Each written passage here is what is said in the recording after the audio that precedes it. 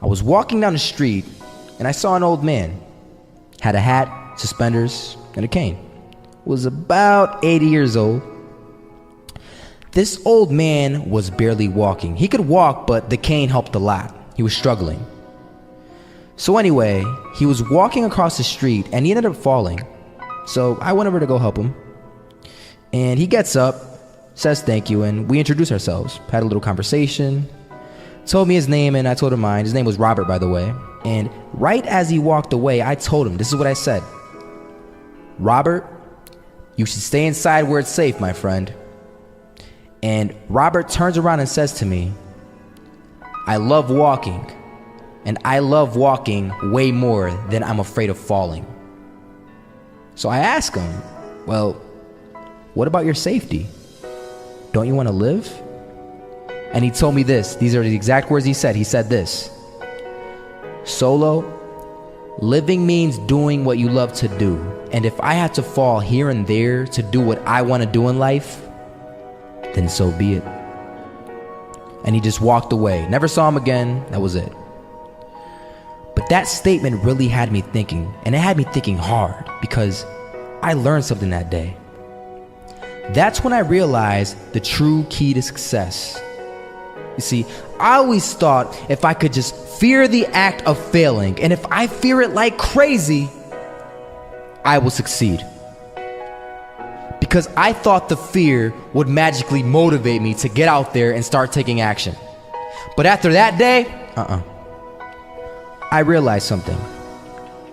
I realized it's the love for success that will lead me to succeeding. So just imagine if Robert feared falling. Would he even start walking? Of course not. He wouldn't even do what he loved to do. He would sit at home and take no type of action. But he loved walking. Wasn't even scared to fall. It gave him life. That's what allowed him to get up and do it. He loved walking so much, he was willing to fall 10 times a day just to do it. And you have to be the same. So the next time someone tells you, you're gonna fail, you know what you tell them? Tell them they're right. But you're not afraid to fail. You're not afraid to take action. You're not afraid to jump. You're gonna fail 10 times, but you know what? It's cool. Because on the 11th time, you'll succeed.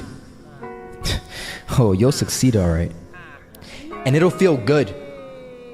And while you're over here living the life of your dreams and complete happiness, guess where they're gonna be?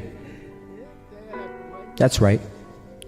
They'll be failures, the real failures, over there where it's safe, scared to fail.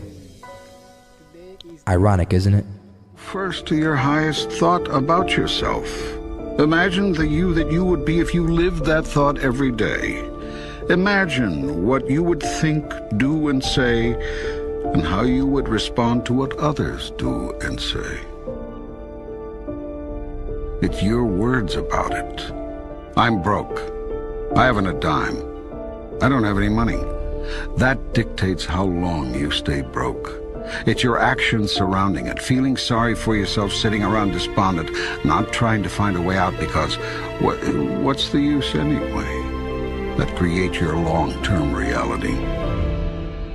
Your thought about yourself is that you are not good enough, not wondrous enough, not sinless enough. You've denied for so long who you are that you've forgotten who you are. Yet if you knew who you are, you would never fear. But you do not know who you are. And you think you are a great deal less. Where did you get the idea of how much less than magnificent you are?